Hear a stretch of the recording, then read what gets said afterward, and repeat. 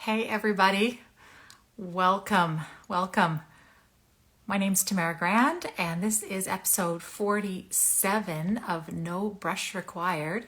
And it's been so long. Really think about how to get Barb on the screen. How are you? Oh my goodness, long time no see. I know it's been way too long. I hope you're I'm doing all right. I'm doing okay. I'm doing okay. Yeah, a little rusty, a little dusty. I know. So, you guys, we've been off for what, 4 weeks, 5 weeks More, maybe I now, think. more. I can't even remember when the last one was. It was probably right after we got back from New York. And Oh, the halcyon days. I know. Good morning, Douglas. Hello. Alien balloons behind Barbara. Yeah, she's been to Mars. That's where I've been, everybody. There's my co-pilot behind me. Oh my gosh, why are those there? Can I Okay, ask? I have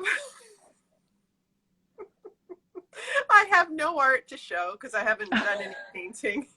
But we had Roman's birthday party Right. on the weekend, and the theme was guess.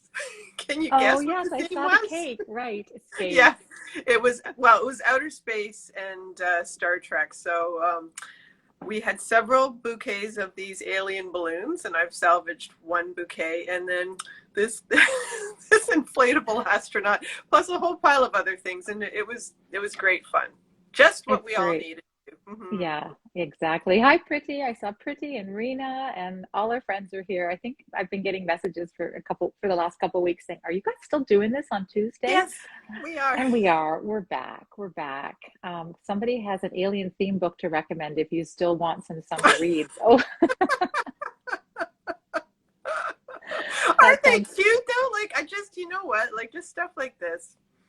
You yeah. can't not Hey, smile, right? there's Gaynor from across the pond. Hey, How are you? Gainer. So Yeah. good to see everybody. So we're a little rusty today. We're not quite sure what we're doing. I think it feels like we're right back to square one again, but that's okay because you guys are here with us, right? Yeah, yeah, Hi, yeah. Sean Michelle. Sean, is it Yeah. Michelle or Michael? I want to say Sean Michelle. Don Michael, I think. Hey, my Yes. sister. Hey, Marnie, Mark. how are you? Oh, it's so good to see everybody. Well, we're back, and we've already talked about the weather ourselves No, no, privately. we haven't talked about the. No, No, we you and talked I about it talked about the privately. weather. It's cold. I've got my It is. sweats on. It is. I, It's super yeah. cold here too. But it's sunshiny, so I'm happy about that. Mm.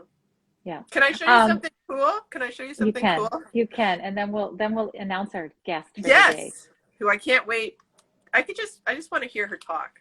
Me too. Just I want to love hear her her talk. voice. So yesterday, Roman and I decided to clean up one of our storage lockers, and I found a box of art supplies from I don't know where, but look at the neat fluorescent chalk pastels I found. Okay. Those have Like my name written all over them. Look, those are my thing right now, those colors. I know. Send them to me. So I got it. I don't even remember buying these. It's like a box I don't recognize, and there's other stuff too. But that was I looked at that right before I came on, and I thought I got to show you those. It's like an early Christmas present It is. or a birthday present. That's coming soon. It's coming soon. I know. I know. Well, let's grab our guest for the day. I've been listening to Smartless a lot lately, and I kind of want to do a Oh, Smartless thing, but I haven't prepared one. And if you guys don't listen to Smartless, you absolutely have to. It's Jason so good. Bateman, Will Arndt, and Arnott, Arnett, yeah. Arnett and Sean Sean Hayes. Hayes. And the way they introduce their special guest is only one of the three knows who the special guest is, and they describe them, and it's kind of like charades, right? Like they give all these Yeah. descriptions, and they have to make the other two guess.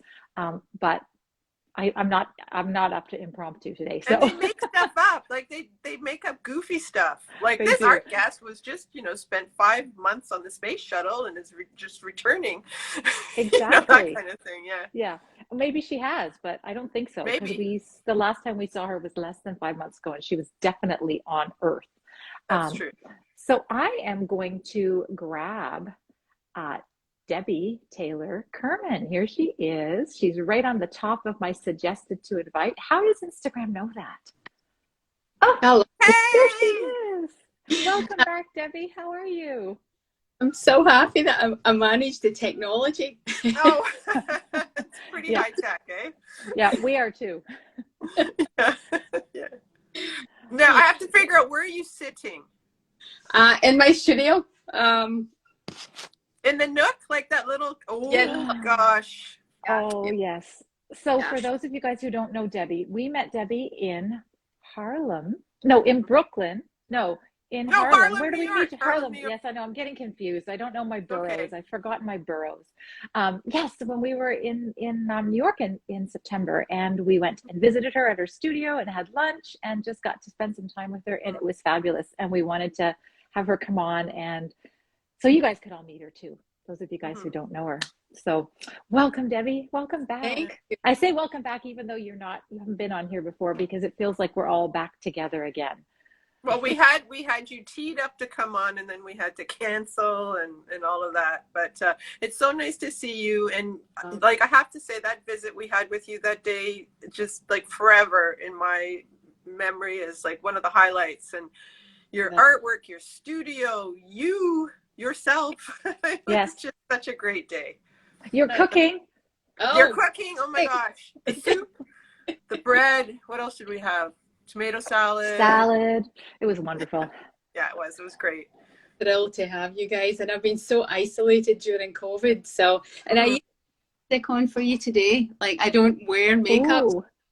Oh, maybe I'll put a bit of lipstick on. So this is a special occasion. I've got my lipstick on already for you. So Whoa. You You're look ahead of me gorgeous. there. I got chapstick on. Oh, and you're feeling better, right? Back to 100%? but yeah, kind of. When I work out, I still feel breathless. So I think COVID did something a wee bit to my lungs there. But Yes. I'm really good. So yeah, It Oh, just takes good. time. You'll get back to it, because I think both of us have gone through it, and I do remember the first few workouts back. You're like, my gosh, like no, what's gone on? But it'll come back. You'll get it back. I I thought I was tired for about 3 weeks. Like I was sleeping 10 hours a night afterwards and needing a nap in the afternoon, which is not like me. So Mhm. yeah, I absolutely. be Oh, gentle with what yourself. accent is this? We have a question. What accent is Well, this? Oh, it's we probably, should guess.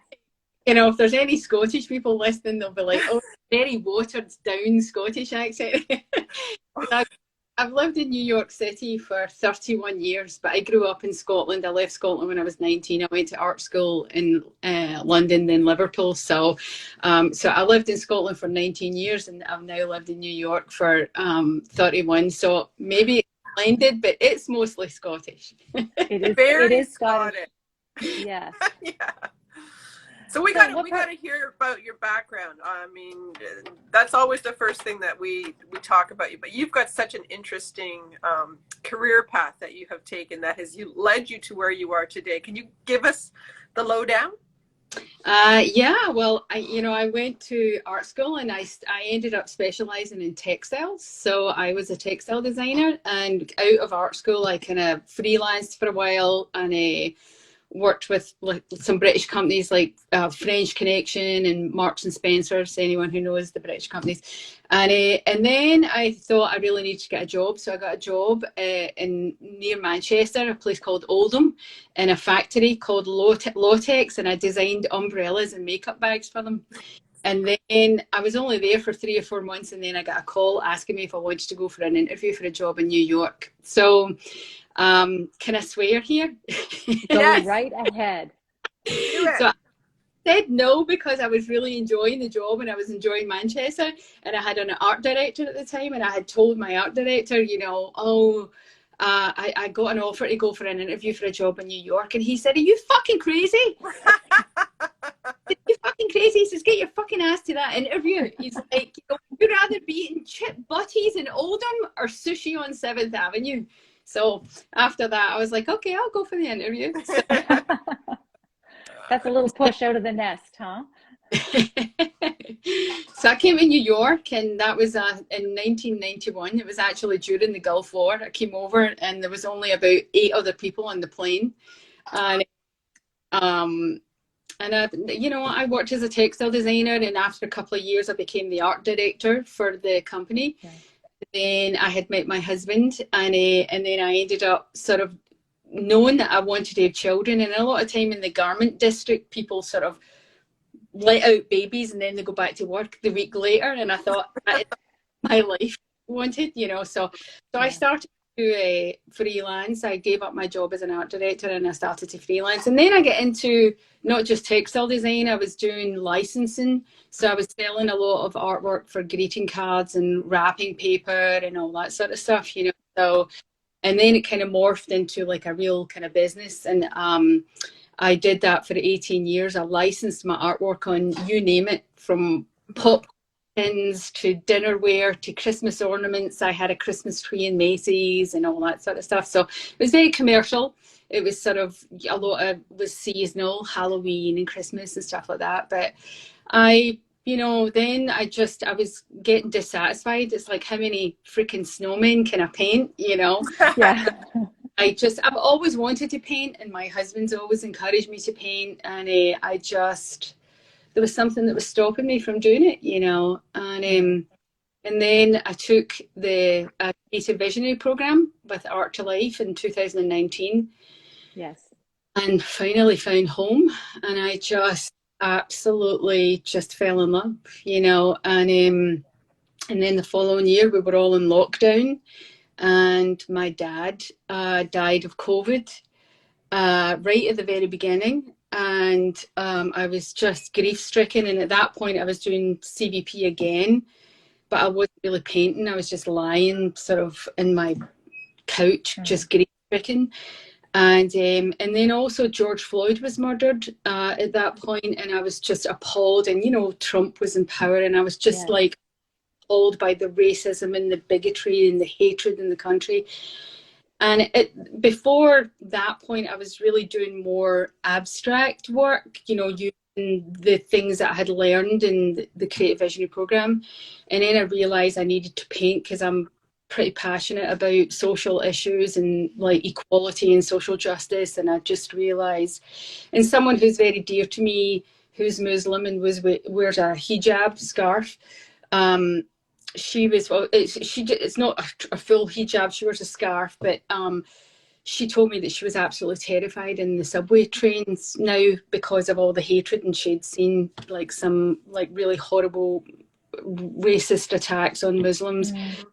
And so my first collection of figurative work was a collection of women in hijabs, done in an abstract figurative way. And from that moment, I knew that was my calling for the moment, was to paint what was really important to me, like especially with regards to social justice and equality for everybody, and you know, to paint the beauty in a diverse world, you know. So very long-winded answer. No, but Right now. But you live in such a diverse place too, so there's, you know, the potential for seeing those snapshots of life and people from all walks of life is great. Yeah, at the time, what was, you know, after George Floyd was murdered, there was so much on the television depicting like the Black Lives Matter movement, and a lot of the were depicting it in such a negative way that there was riots and all that, when what New York was very peaceful demonstrations. And also in New York, in the heart of lockdown, everybody was going out at 7 o'clock at night and banging pots, in respect for all the special workers, like workers and hospital staff and all that. And I have like so many of my neighbours are like people of colour, and seen them coming back with their scrubs on and all that, and I'm like, there's so much negativity about people of colour like in the news right now, when like I've got all these hard neighbours that are coming back from doing their shift at the hospital, and like, what about them, you know? So it's sort of urging me, and that's why I ended up doing a whole series of paintings about essential workers, and a lot of them being people of colour and minorities, you know. So well, we're so lucky. So I was just going to ask if you had a couple of them you could show. Like we saw so Yeah. many of those beautiful 12 by 12 boards when we were visiting, right? We just Uh, are they handy Are, just to give yeah, are people a you on your taste? phone or on your I, laptop? Can we do a I, tour? I can take you. Most of the smaller ones have sold That's really. great. But so this is just outside my studio door. Yeah. Uh, so this Right. like the post lady, and then I did a series of essential workers. Um, these were a lot of these Yeah. paintings. Stunning. That Yeah. one. Yeah, they're They're just beautiful. we're so lucky because we got to see them in person. And there's something about them.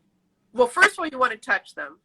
The way you The treat texture. the Yeah, surface, yeah, and you can see, well, certainly your passion for the subject matter comes through loud and clear, but also you do see some of your textile graphic design background in there as well, with just yeah. these little nuances of pattern that you get in there, and then these brush strokes and like the lines. I wish people could see it super, super close, and then you I, finish I, I beautifully.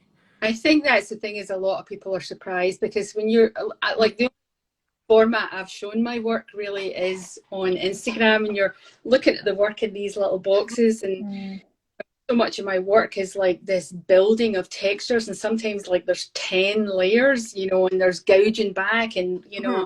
you don't really see that, and so much of my work about that is about like this like building of textures, and Mhm.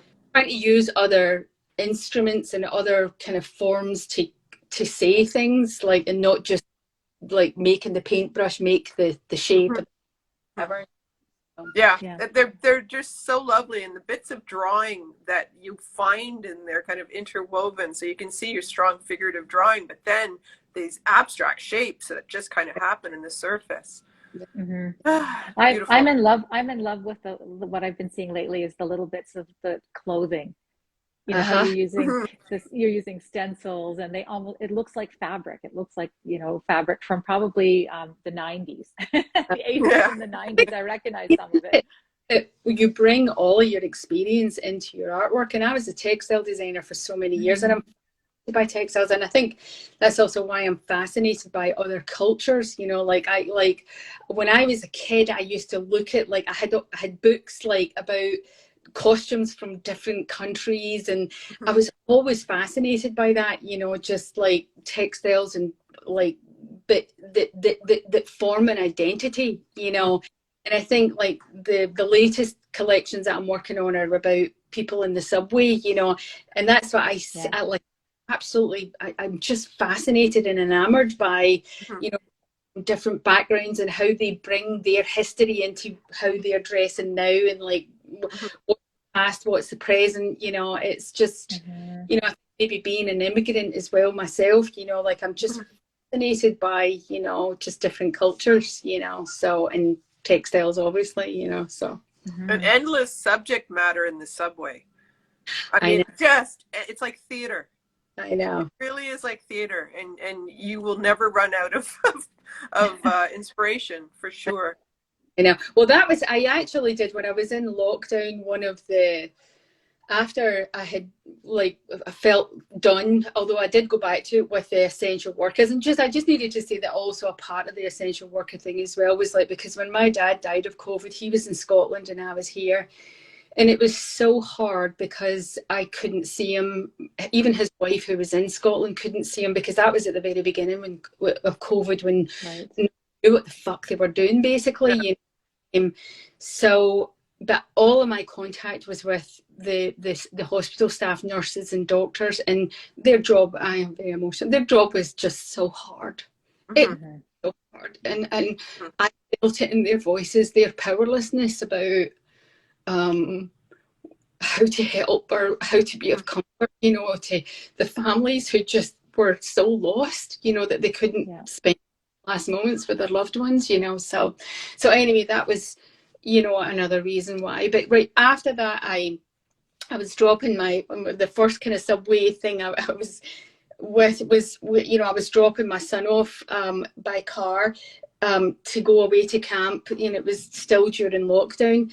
And there was this, I was driving past 116th Street, and it was at 6 o'clock in the morning.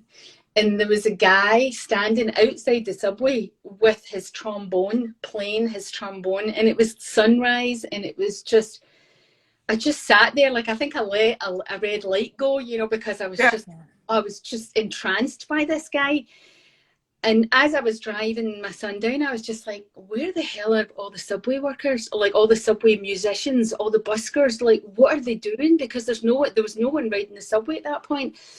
And my heart just was pounding, thinking about all these incredible musicians that make their living from being on the subway, So I ended up creating a whole collection of subway musicians, and weirdly enough, when I first came to New York, I had always thought I wanted to like illustrate a children's book, and I had this idea of a children's book, and this is like 30 years ago, like of a kid going on the subway and feeling like they had traveled around the globe because they had seen so many different musicians and artists from all over the world, and here I am 30 years later actually just painting it for painting.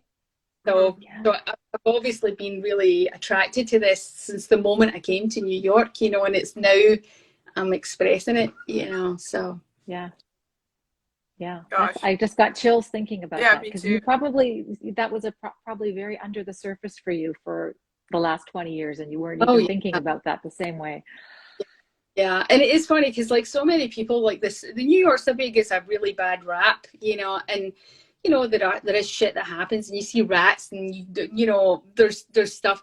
But I actually read a great article in the New York Times a couple of weeks ago, or last week it was, and it was talking about how the likelihood of something really terrible happening to you in the subway is just as much as the likelihood of getting into a car and going 20 miles an hour around the block. Because there's millions of people that are on the subway every single day. But like you hear the bad shit, but for me, it's always been this gold mine of like, so much of the time people are looking at their phones. I'm constantly just looking around, fascinated by people, so.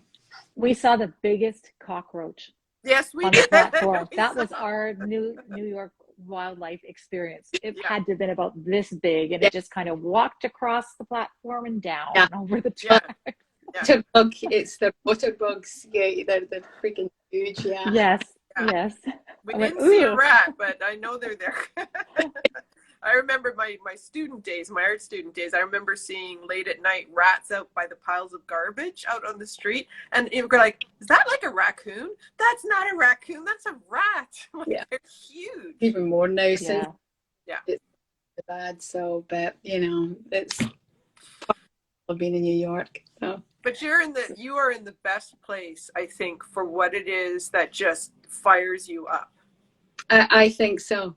My husband and I constantly fantasize about, what if when we retire, or if we retire, where would we go? And I'm like, New York feeds my soul. I don't think I would ever leave New York. I love to get out. Don't get me wrong. I love to spend. I think we're actually intending to spend 6 weeks in California. Really. In the winter next year, so we did it in South Carolina or North Carolina, sorry, last winter. So I'd love to get out and travel more, but I just love New York City. I absolutely, I went to art school in London, and then I went to Liverpool. I lived in Glasgow. I've been to a lot of places, and yet New York, it was in my soul as soon as I came. Yeah, and that means you're used to cold winters.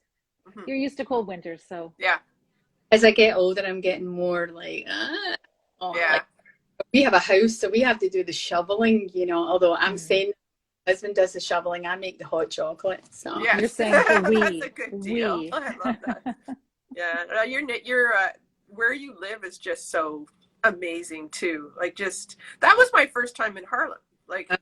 Ever. Me too. So and that was because when I lived there it was the 80s, and it's like, oh, you don't go to Harlem. No, you don't go to Harlem. Now it's just a vibrant, diverse, exciting area. Just so much going on.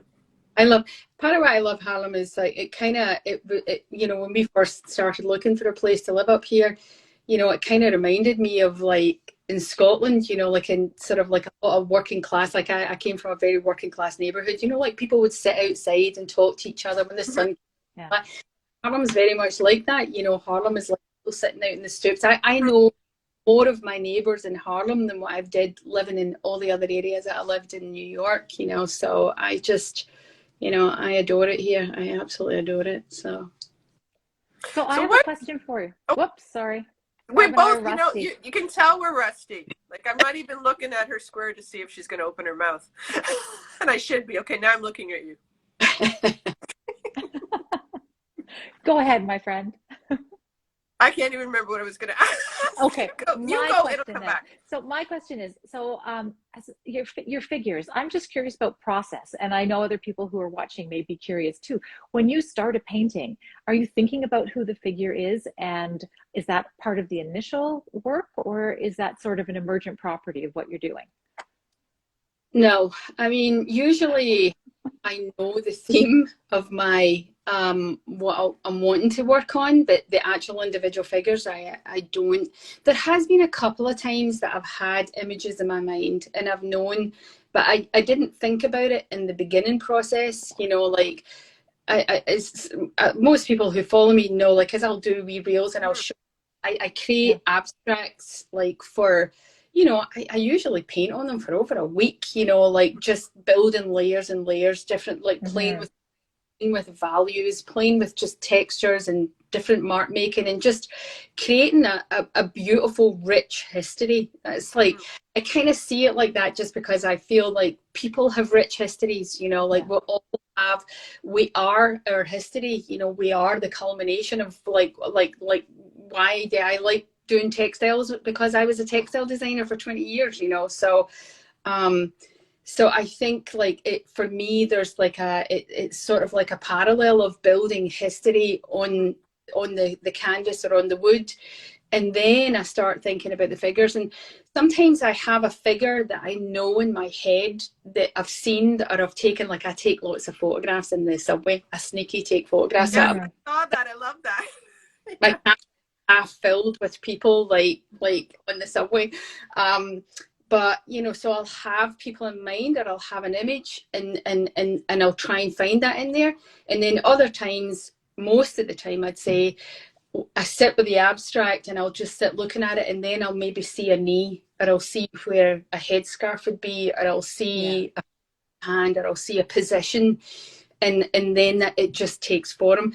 What I'm working on right now, I I just jumped into this thing like where I'm working on a massive, like it's like 36. Yeah, I think it's 3 feet by 9 feet.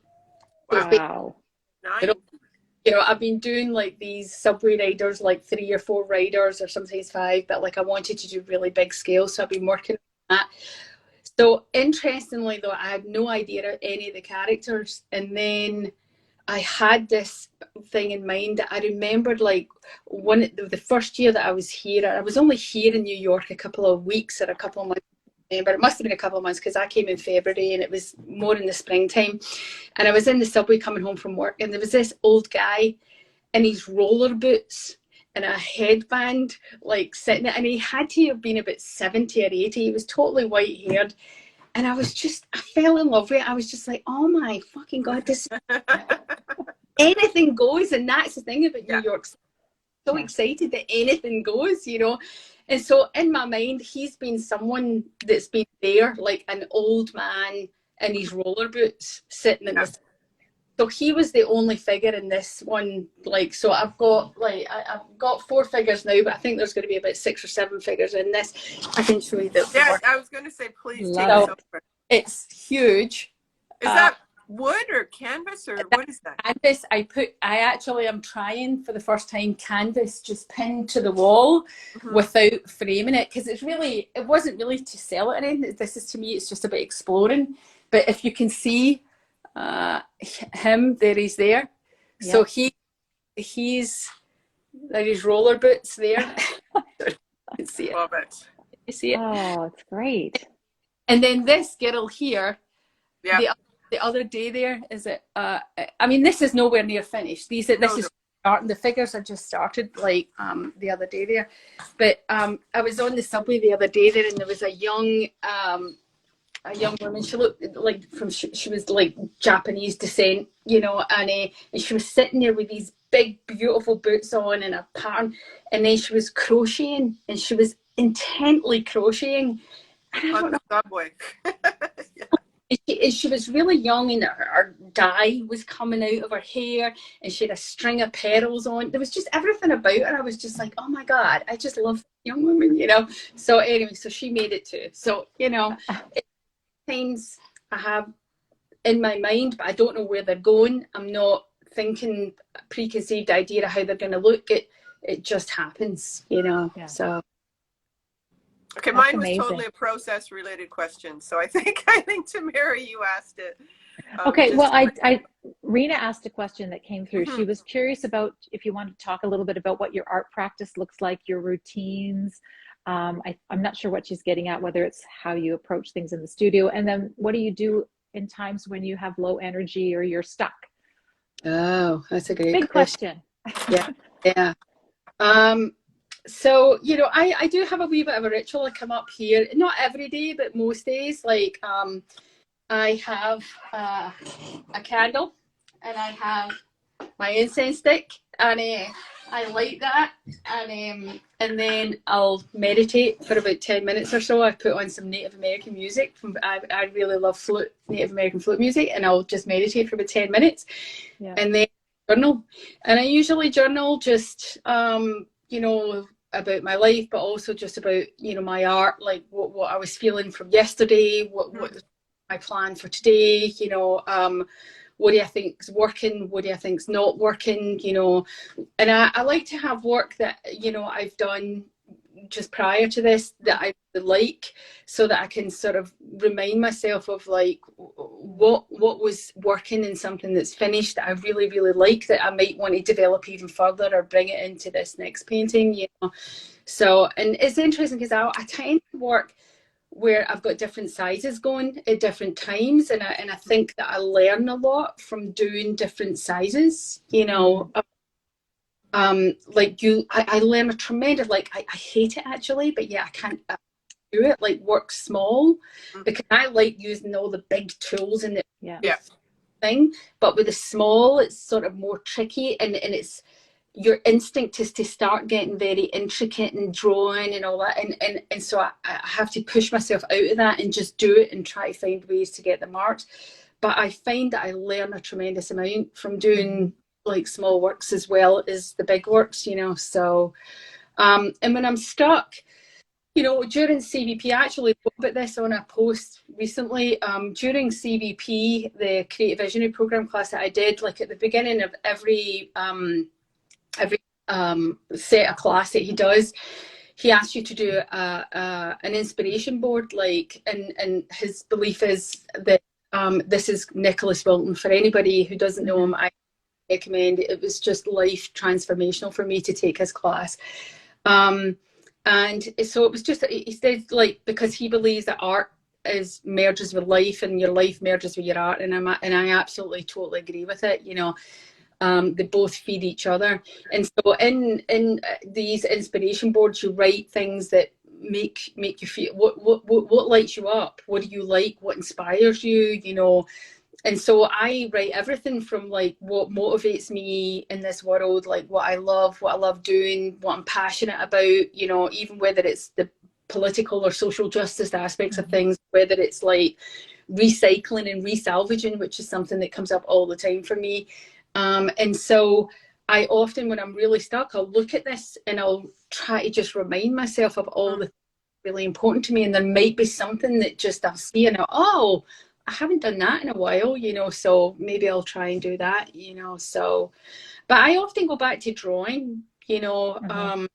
But I used to hate drawing because I was so straight, but from the teachings that I've gotten in Art to Life, like I now, when I draw, like I usually scrape and do shit to the paper before not a blank page. I think that's the thing, like for decades I was paralyzed by the blank page. And now I realise that that's something about me. I can't work on a blank page. I need to have texture. I need to have stuff to react to respond to, you know. Mm-hmm. And that's partly why I do some reels. Like even before reels are wanted, like I always try to share like my process a wee bit, because I was fucking like just paralyzed for decades. I'm talking decades about creating art that's important to myself, because I felt I couldn't, you know, I was so afraid of the blank page. And so to me, just having anything down there, you know, sticking something on or scraping mark, it gives me something to respond to, and it's not as intimidating, you know, to start with like this whole blank Perfect, white. pristine, Yeah, Right. I think that's a universal. I think a lot of us are afraid of the blank page, and I'm the same way with journals. That first page, geez, I can't write anything on the first page. I gotta have something there. Yeah. What is it about that? It's like, Yeah. I think it's like it's a Genesis problem, right? Like you know, when there's nothing there, we're jumping right to the end and wanting to make sure that we're thinking about creating something really great. And Well, I think it's a perfectionism thing for me, yeah, you know, and there's that fear of making a mistake, because a blank page, something on it and it looks not good, then you think it's a mistake or it's wrong or whatever, you know. Whereas if you're sort of like going on top of something that's already existing, you know, there's just a more freedom and less fear of like that you're up, you know. So yeah. I think that's why I love having old pieces that didn't really work out, because I love reworking them, because they're already, there's so much stuff on there, and if you wait long enough, you have no connection to them, so you can Yeah, go in that's and true. absolutely mess them up and make them better, and they usually turn out to be the strongest pieces. yeah, absolutely. I totally agree. I got a Yeah. whole You just pile of run them. a you just run out of storage space for all those pieces Oh waiting my for you to come gosh. back to them. Exactly. Yeah, that's why, I mean, Debbie, you have my dream studio. The whole top floor of this house is the studio, and your views out both sides, you got, oh my God, honestly. Yeah. That's so interesting. Laura says she loves the blank page because it represents limitless possibilities and freedom. So maybe we just need to like switch it in Yeah. our heads. Oh, Laura, like I wish I could be like that. Yeah, It's not, and that's the beauty of it. We're all so we're different. all different. All Mhm. Better is to spill a coffee on it and then start to draw, you know, like, oh, it's so white. There goes my cup of tea. Now it's great.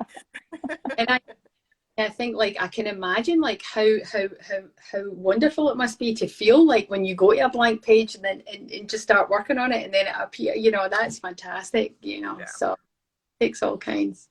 it sure does. It It sure sure. does, yeah. And some of us are more process driven than others too, right? So it sounds like your process is a big part of how you're creating, why you're creating, and Yeah. It feels like I feel that there's a freedom to it, you know. I think like mm, my instinct is to be kind of perfectionist, and I think like for me, you know, being a figurative painter, you know, like, you know, I don't. When I was younger, you know, like I think I got affirmation from making something look really like what I'm painting. You know, if I Mhm. was bunch of bananas and it looked like a perfect bunch of bananas, then that you'd get, oh, you're really good at art, you know, and you know yeah, that.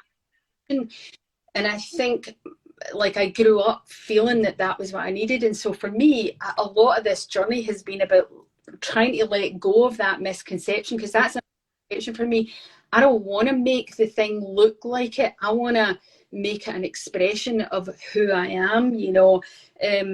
You know, like I told, like my history in my life is now getting put into this work, and so mhm, uniquely about who I am, and not otherwise I might as well just take a photograph of it, you know. Exactly. yeah, So That's why yeah, your figures are so interesting, because you don't have like a clear face and all of that, so you can actually insert your own story into any of your figures. yeah. They're so accessible for anybody, and there's something really solid and sculptural about them as well. I don't Yeah. know, it's Well, was that intentional, that you're not trying to recreate, oh, like that's the person I saw?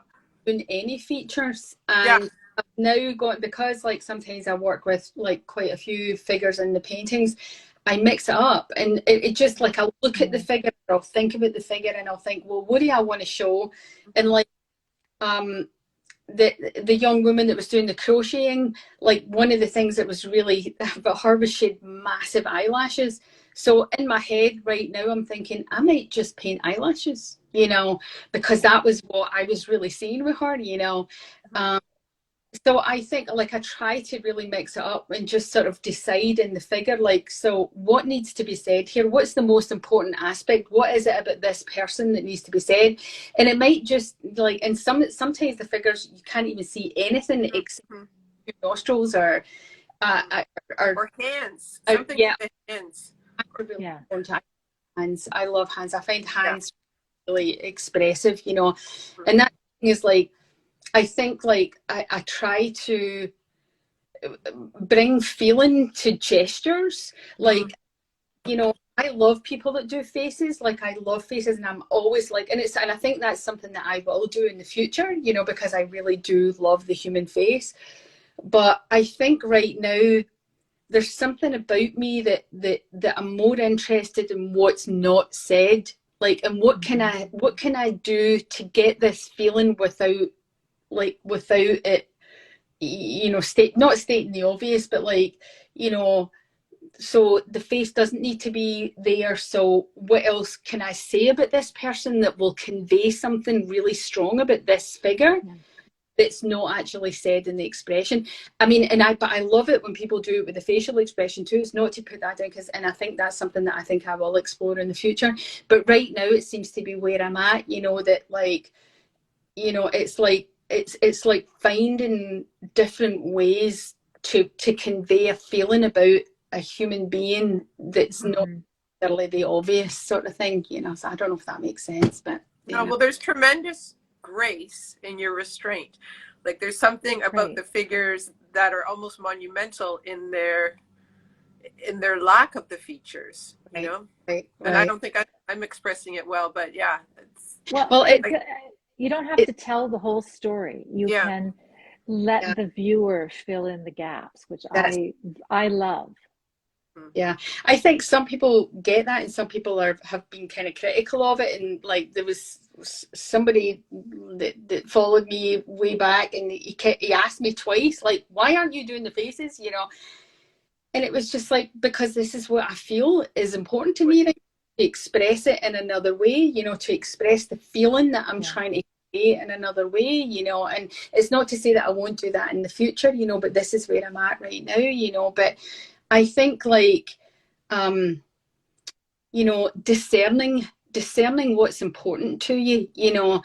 And sometimes like I think there is something like that sometimes like we have these judgments about people about their beauty or their face or whatever, you know. I think sometimes there's other things that I discern that says more about the person, like maybe even about the tilt of their head or the gesture of their hand, or about, you know, how they're carrying themselves. And I try to do those little things, and oftentimes it's people don't notice it, but I know that it's there, and that's what I've been trying to do, you know. So Julia just said, have you looked at Joan Erdley? I'm sure you have. Her Glasgow Children Move Me. She's one of my favorites. She's absolutely, oh my God, Joan Erdley. Gonna write that down. Yeah. Well, we're coming up on 11:45, and we've taken so much of your time already. This has been so. Talk all day. Well, thank you so much for inviting me. Really, it's been so.